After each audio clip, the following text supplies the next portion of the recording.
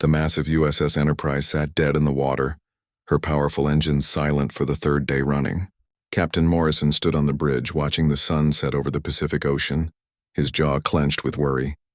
This wasn't supposed to happen to one of the Navy's most advanced destroyers.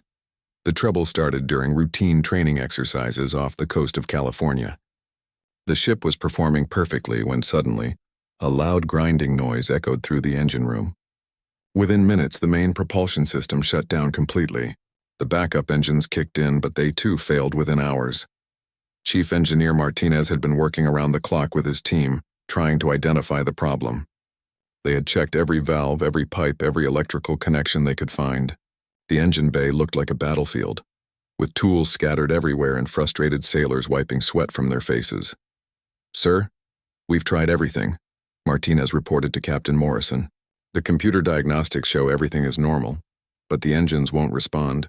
It's like they're completely dead, but all the readings say they should be working fine." The captain knew this was serious. The USS Enterprise was scheduled to join a critical mission in the South China Sea within 2 weeks. Without propulsion, she was just a floating piece of metal, useless to the fleet and potentially dangerous to her crew if bad weather hit. Word of the problem quickly spread through the naval base. Other ships' engineers came aboard to help, bringing their expertise and fresh eyes to the situation. They crawled through every inch of the engine compartments, testing systems that hadn't been touched in years. A team of civilian contractors arrived the next morning. These were some of the brightest minds in marine engineering, the same people who had helped design the ship's propulsion system. They brought sophisticated testing equipment and confident attitudes. "We'll have this sorted out by evening," declared Dr. Peterson, the lead contractor. He had decades of experience with naval engines and had solved problems that stumped everyone else. His team immediately began their systematic approach, running tests that cost thousands of dollars per hour. But evening came and went, and the engines remained silent. The contractors looked puzzled and frustrated. They had never encountered anything like this before. Every system checked out perfectly on paper, but nothing would start. Captain Morrison called an emergency meeting with all the engineers and contractors. The room was tense as everyone tried to explain what they had discovered, which was essentially nothing. The mystery was deepening and time was running short. "The brass is getting impatient," the captain announced. "Admiral Stevens wants answers, and he wants them fast. If we can't get this ship moving soon, we'll miss our deployment window, and that's not acceptable." The pressure was mounting on everyone involved. The reputation of the ship, the crew, and even the contractors was on the line. This wasn't just about fixing an engine anymore. It was about proving that the Navy's best could handle any challenge. Outside, other ships in the fleet continued their normal operations, their engines humming smoothly as they moved through the harbor. The contrast was painful for everyone aboard the Enterprise. She was supposed to be leading the fleet, not holding it back. Dr. Peterson's team worked through the night, bringing in even more expensive equipment. They tested the fuel systems, the cooling systems, the electrical networks, and the computer controls. Everything appeared perfect, yet the engines remained as lifeless as stone. By dawn, exhaustion was written on every face. The contractors had spent a fortune on tests and diagnostics, but they were no closer to a solution than when they started. The mystery was complete and their confidence was shattered. Captain Morrison stood alone on the deck, watching the morning sun rise over the harbor. He knew that today would bring difficult decisions. The Admiral would want explanations he couldn't provide, and the mission deadline was approaching fast. The ship's crew went about their duties quietly, but everyone could feel the tension. Rumors spread quickly through the tight quarters. Some sailors whispered about curses or sabotage, while others wondered if the ship would ever sail again. In the engine room, Chief Martinez sat on a toolbox, staring at the silent machinery. He had served on ships for 20 years and had never seen anything like this. The engines looked ready to roar to life, but they remained stubbornly quiet, keeping their secrets locked away. The morning briefing was somber. Captain Morrison faced his officers and the contractor team, all looking for answers he didn't have. The situation was unprecedented, and conventional solutions had failed completely. "We need to think outside the box," the captain said finally. "Someone, somewhere, has to have an idea we haven't tried yet." Because right now we're out of options, and that's not acceptable for this crew or this ship. Admiral Stevens arrived at the naval base like a storm cloud, his reputation for solving impossible problems preceding him. At 62, he was one of the Navy's most respected leaders, known for his calm demeanor under pressure and his ability to see solutions where others saw only problems. The Admiral boarded the USS Enterprise with a small team of his own technical advisors. Captain Morrison met him at the gangway, trying to hide his relief that someone higher up was finally taking direct control of the situation. "Show me everything," Admiral Stevens said simply, his voice carrying the authority of decades at sea. He didn't waste time with pleasantries or long explanations. He wanted to see the problem firsthand. The tour through the engine room was thorough and methodical. Admiral Stevens examined every piece of equipment the contractors had tested, asking detailed questions that showed his deep understanding of marine engineering. His advisors took notes and photographs documenting everything they observed. Dr. Peterson and his contractor team presented their findings to the Admiral in the ship's conference room. Charts, graphs, and test results covered every surface. They had data on everything imaginable, but no explanation for why nothing worked. "We've never seen anything like this, Admiral," Dr. Peterson admitted, his earlier confidence completely gone. "Every system tests perfectly, but the engines won't respond to any commands. It's as if there's some invisible barrier preventing them from starting." Admiral Stevens listened patiently, nodding occasionally but saying little. When the presentation ended, he sat quietly for several minutes, studying the data with the intensity of a detective examining crime scene evidence. "Have you tested the harmonic resonance of the propeller shaft?" he asked suddenly. The question caught everyone off guard. It was such a specific, technical inquiry that even Dr. Peterson had to think for a moment. "No, sir," the contractor replied. "That system has been stable for years. The computer diagnostics show it's operating within normal parameters." "Computers can lie," Admiral Stevens said quietly. "Sometimes they tell us what we expect to hear, not what's actually happening. I want that system tested manually, the old-fashioned way." The contractors looked skeptical but agreed to run the test. It would require specialized equipment and several hours of work, but they were running out of options anyway. Any new approach was worth trying at this point. While the testing began, Admiral Stevens walked through the ship alone, talking quietly with crew members and observing details that others might miss. He had a reputation for noticing things that escaped even experienced engineers. Chief Martinez accompanied the Admiral on his inspection tour, explaining the various systems and the work his team had already completed. The Admiral asked unusual questions about maintenance schedules, crew rotations, and recent modifications to the ship. "Tell me about the last time these engines ran perfectly," Admiral Stevens requested. "Not just when they worked, but when they ran absolutely smoothly with no vibrations, no unusual sounds, nothing out of the ordinary." Martinez thought carefully before answering. "That would have been about 6 weeks ago during our return from Pearl Harbor. The engines were running like silk, sir. Smoothest I've ever heard them." "And what happened between then and now? Any changes, any modifications, any unusual events?" The chief engineer scratched his head, trying to remember every detail. There had been routine maintenance, standard inspections, and normal operations. Nothing that should have caused such a catastrophic failure. The harmonic resonance testing took most of the day, requiring the contractors to bring in equipment they hadn't used in years. The process was slow and methodical, measuring vibrations and frequencies that modern computers usually monitored automatically. As evening approached, Dr. Peterson's team made a discovery that stunned everyone. The harmonic frequency of the propeller shaft was completely wrong, shifted by several critical degrees from where it should be. This tiny change was invisible to computer diagnostics but catastrophic to engine performance. "How is this possible?" Dr. Peterson asked, staring at the test results. "The computer shows everything is normal, but these manual measurements tell a completely different story." Admiral Stevens smiled for the first time since arriving at the ship. "Because someone programmed the computer to ignore this particular problem, either accidentally or on purpose, the diagnostic system was told that this frequency shift was acceptable." The revelation sent shockwaves through the contractor team and the ship's crew. If the Admiral was right, They had been chasing symptoms while ignoring the actual disease. But how had such a fundamental error been missed by so many experts? Question now, Admiral Stevens continued, is whether this was sabotage, equipment failure, or human error. And more importantly, how do we fix it before our mission deadline? Captain Morrison felt a mixture of relief and concern. They finally had a diagnosis, but the cure might be even more complicated than the disease.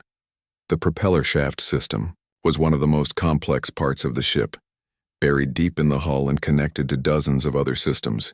As night fell over the harbor, the USS Enterprise remained motionless, but for the first time in days there was hope. Admiral Stevens had found the problem that stumped everyone else, proving once again why the Navy relied on his expertise for their most challenging situations. The crew worked through the night, preparing for what they hoped would be the solution to their nightmare. But they all knew that finding the problem was only the first step. Actually fixing it would require skills and knowledge that might be beyond even their considerable abilities. Admiral Stevens stood in his temporary office aboard the USS Enterprise, studying personnel files on his computer screen. The harmonic resonance problem was identified, but fixing it would require expertise that went beyond normal engineering knowledge. He needed someone special, someone with an unusual combination of skills and experience. The repair work would involve recalibrating the entire propeller shaft system while the ship was in water, a procedure so complex and dangerous that most engineers refused to attempt it. The slightest mistake could damage the shaft permanently, leaving the ship unable to move even after repairs. Dr. Peterson and his contractor team had already declared the job impossible under current conditions. "Admiral, we'd need to dry dock the ship for at least 6 weeks," Peterson explained. "There's no safe way to make these adjustments while she's floating. The risk is too great." But Admiral Stevens knew they didn't have 6 weeks. The mission deadline was approaching fast, and the Navy couldn't afford to lose such an important ship from their operational fleet. He needed a miracle, or at least someone who specialized in creating miracles. Late that evening, the Admiral made a phone call that would change everything. He scrolled through his personal contact list, looking for a name he hadn't called in over 5 years. When he found it, he hesitated for just a moment before dialing. "Frank Rodriguez speaking," came the gruff voice on the other end of the line. Even over the phone, the man sounded tired but alert, as if he had been expecting this call. "Frank, this is Admiral Stevens. I need your help with something that nobody else can fix." There was a long pause before Rodriguez replied. "Admiral, I'm retired, remember? I gave up fixing impossible problems 5 years ago. I'm supposed to be enjoying my golden years fishing and working in my garden. I know, Frank, but this is different. We have a ship that's dead in the water, and you're the only person I trust to bring her back to life. The contractors say it can't be done, but I remember what you accomplished on the USS Colorado back in '98. Rodriguez chuckled, a sound that mixed amusement with resignation. "That was a long time ago, Admiral. I'm not the young hotshot I used to be. These old hands might not be steady enough for the precision work you're talking about." Admiral Stevens pressed on, knowing he had to convince this man to come out of retirement. "Frank, I've seen your service record. 28 years in the Navy, 15 of those as the best propulsion specialist we ever had. You've solved problems that made other engineers cry. This ship needs you." The conversation continued for nearly an hour, with Admiral Stevens carefully explaining the situation and Rodriguez asking detailed technical questions. The retired Navy veteran was clearly interested despite his protests about being too old for such challenges.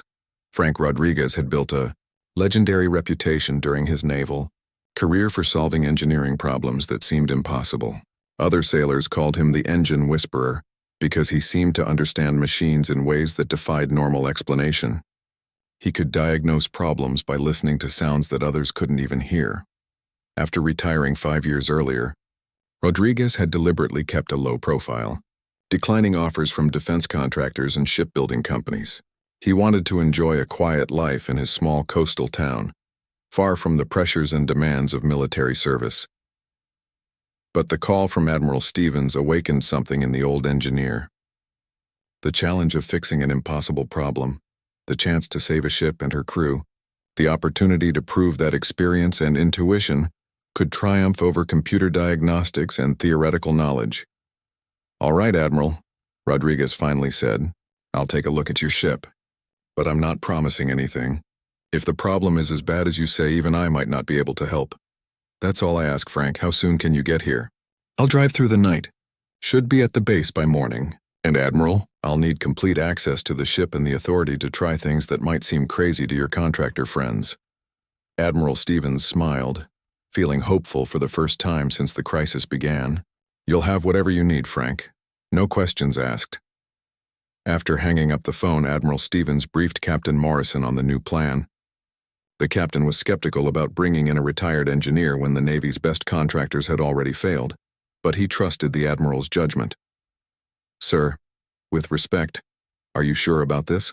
We're running out of time, and if this Rodriguez can't deliver, we'll be in an even worse position." "Frank Rodriguez isn't just any retired engineer," Admiral Stevens explained. "He's the man who saved the USS Colorado when she lost power in a typhoon. He rebuilt her engines using spare parts and duct tape while waves were breaking over the deck. If anyone can fix our problem, it's him." Throughout the night, preparations were made for Rodriguez's arrival. Admiral Stevens reviewed the man's service record, remembering the incredible situations where Rodriguez had succeeded when everyone else had given up. The stories seemed almost mythical, but they were all documented and verified.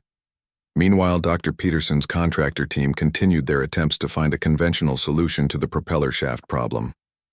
They worked through complex calculations and consulted with engineers around the world, but every approach led to the same conclusion. The repair was impossible without dry docking the ship. As dawn broke over the naval base, a weathered pickup truck pulled through the main gate. Frank Rodriguez had arrived, bringing with him decades of experience, an unconventional approach to problem-solving, and the hope that the USS Enterprise could be saved. The showdown between old-school expertise and modern technology was about to begin, with the fate of the ship hanging in the balance. Frank Rodriguez climbed out of his pickup truck carrying a single battered toolbox that looked like it had survived several wars. At 65, he was shorter and stockier than most people expected, with calloused hands and sharp eyes that seemed to take in every detail around him. His appearance was so ordinary that Dr. Peterson's contractor team barely noticed him walking up the gangway. Admiral Stevens met Rodriguez at the ship's entrance, shaking hands with genuine warmth. "Frank, thank you for coming. I know this wasn't easy for you. Wouldn't have missed it, Admiral. Though I have to say your ship looks mighty sad sitting here like a floating paperweight."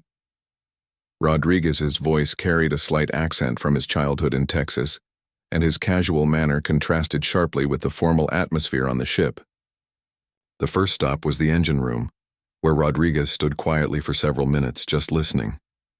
While Dr. Peterson's team had filled the space with sophisticated testing equipment and computer terminals, Rodriguez simply closed his eyes and concentrated on the subtle sounds around him.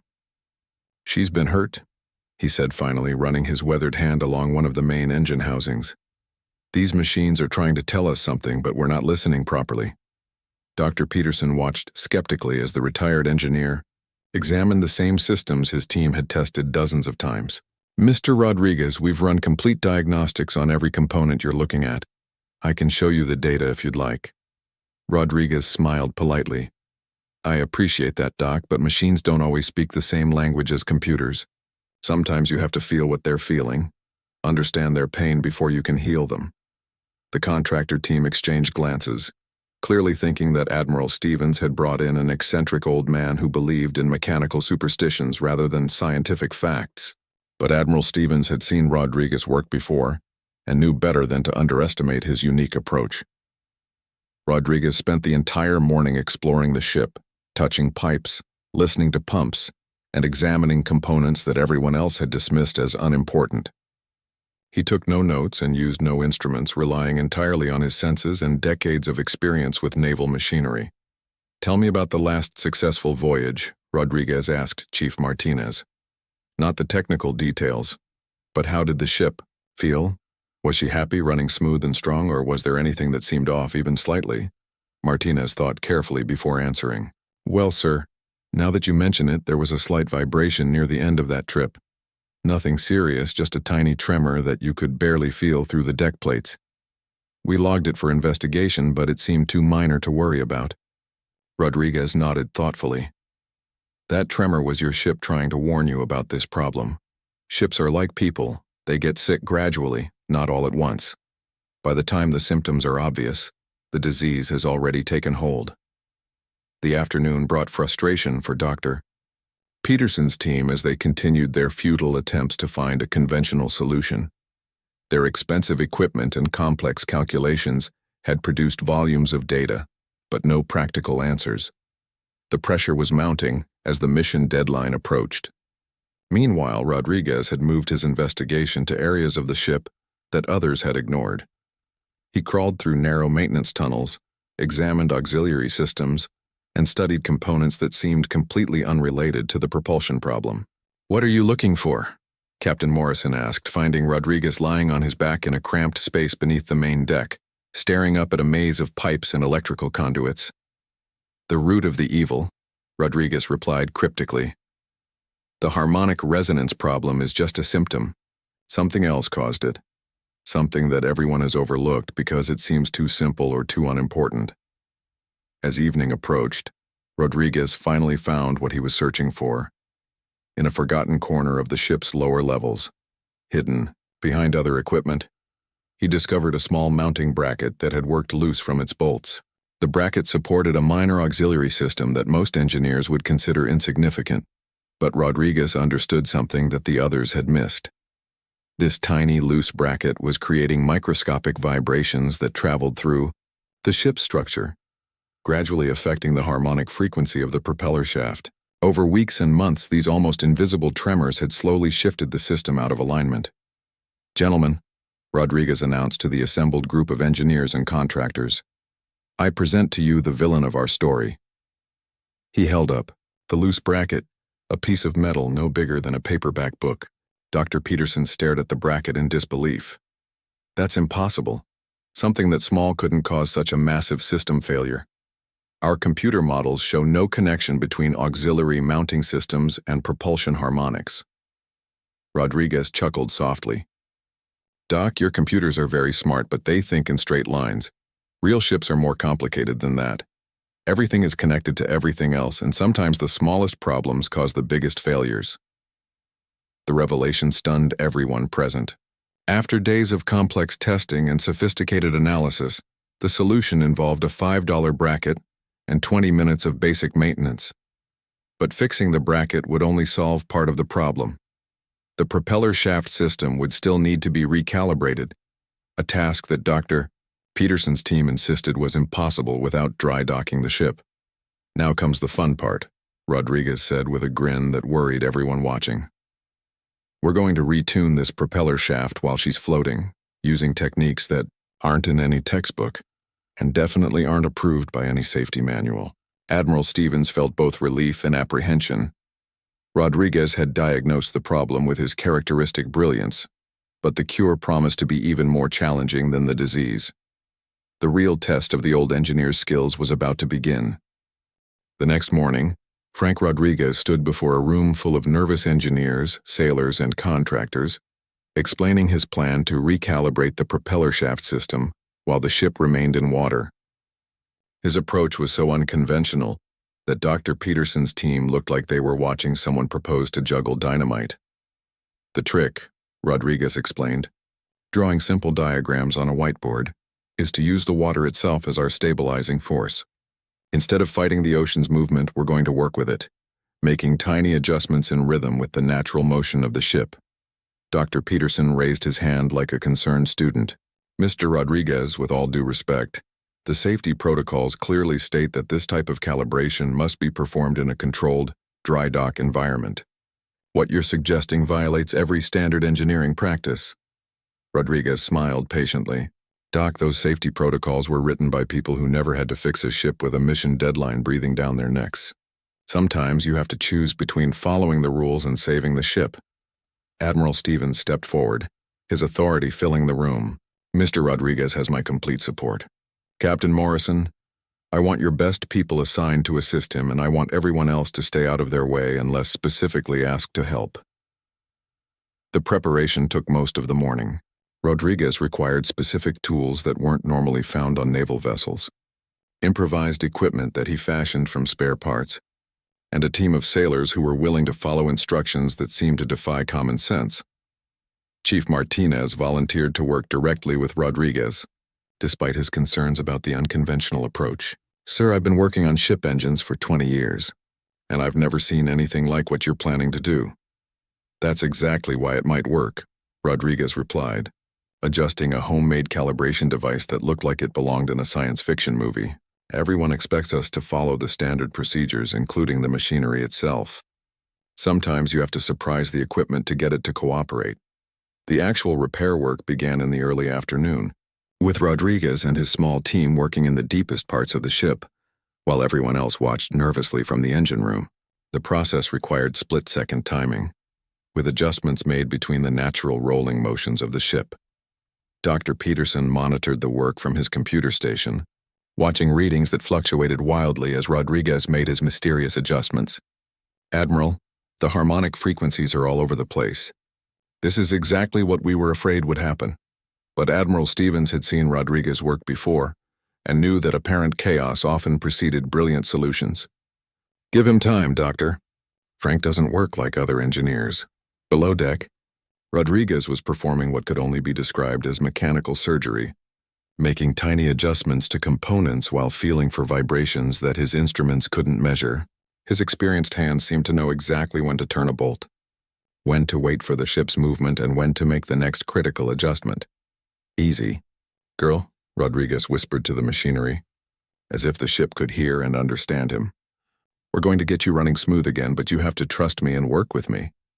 Hours passed with painstaking precision work. Rodriguez's team followed his instructions exactly, even when those instructions seemed to contradict everything they had learned about marine engineering. The old veteran's confidence was infectious, gradually convincing even the skeptics that his approach might actually work. As the sun began to set, Rodriguez made his final adjustments to the propeller shaft system. The harmonic frequency readings on Dr. Peterson's computers gradually stabilized, moving closer to the optimal range with each careful modification. "That should do it," Rodriguez announced, climbing out of the maintenance tunnel with grease stains on his clothes and a satisfied expression on his weathered face. "Time to wake up this sleeping giant and see if she remembers how to run." The engine room fell silent as Chief Martinez prepared to start the main propulsion system for the first time in nearly a week.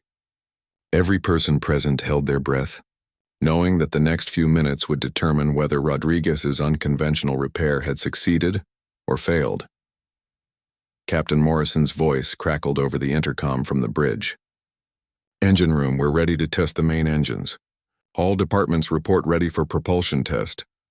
Rodriguez stood beside the main control panel, his hand resting gently on the engine housing as if he were checking the pulse of a patient. "She's ready, Chief. Fire her up and let's see what happens."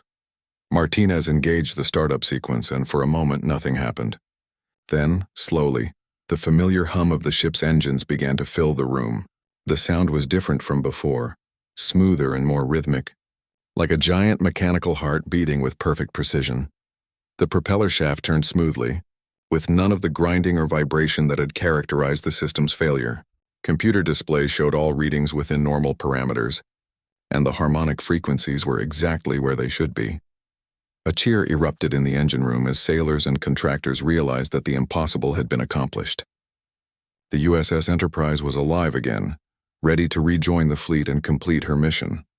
Dr. Peterson stared at his instruments in amazement, unable to fully comprehend how Rodriguez had succeeded where his sophisticated team had failed. But for Frank Rodriguez, the moment was bittersweet. He had once again proven that experience and intuition could triumph over textbook knowledge, but he also knew that this would likely be his last great challenge. The old engine whisperer had one more victory to savor before returning to his quiet retirement. The USS Enterprise cut through the Pacific Ocean with renewed power, her engines humming with a perfection that impressed even the most experienced sailors aboard. Captain Morrison stood on the bridge watching the ship's wake stretch behind them as they headed toward their mission destination, right on schedule. Frank Rodriguez had planned to leave immediately after completing the repairs, but Admiral Stevens convinced him to stay for the ship's sea trials. The old engineer stood on the deck, feeling the smooth vibrations of properly functioning machinery beneath his feet. a satisfied smile creasing his weathered face. "Frank, I can't thank you enough," Admiral Stevens said, joining Rodriguez at the ship's rail. "That was the most impressive piece of engineering I've seen in 30 years of naval service." Rodriguez shrugged modestly. "The ship did most of the work, Admiral. I just listened to what she was trying to tell us. Too many people these days rely on computers instead of using their own senses and experience." Dr. Peterson approached them, looking somewhat embarrassed but genuinely curious. "Mr. Rodriguez, I have to ask, how did you know that tiny bracket would cause such a massive system failure? Our computer models showed no connection between those systems." "That's the problem with computer models, Doc," Rodriguez explained patiently. "They're based on perfect conditions and ideal situations. Real ships are messy, complicated things where everything affects everything else in ways that can't always be predicted or calculated." The contractor team had spent the morning running their own tests, confirming that Rodriguez's repairs were not only successful, but had actually improved the ship's performance beyond its original specifications. The harmonic frequencies were more stable than they had ever been, and the fuel efficiency had increased by several percentage points. Chief Martinez joined the group, carrying a detailed report of the engine performance during the sea trials. "Sir, these engines are running better than they did when the ship was brand new. I've never seen readings this smooth and consistent." Rodriguez nodded thoughtfully. "Sometimes breaking down completely gives you a chance to fix problems that have been hiding for years. This ship is healthier now than she's been in a long time." As the day progressed, word of Rodriguez's success spread throughout the naval base via radio communications.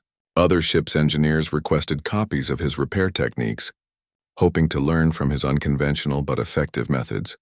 Admiral Stevens received calls from Navy headquarters, asking for a detailed report on how the crisis had been resolved.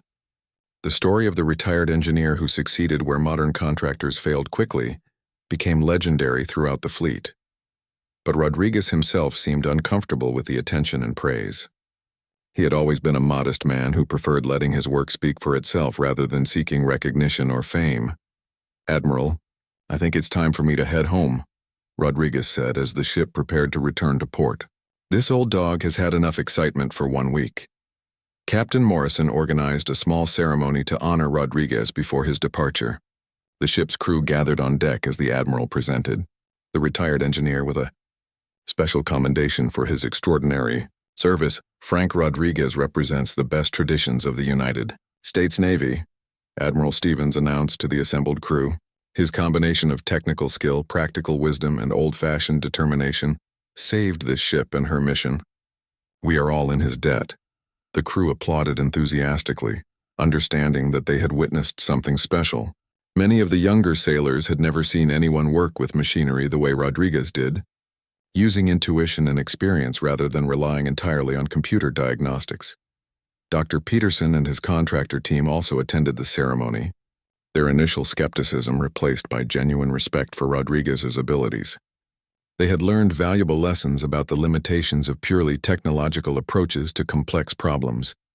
As the USS Enterprise returned to port, Rodriguez packed his simple toolbox and prepared to return to his quiet retirement.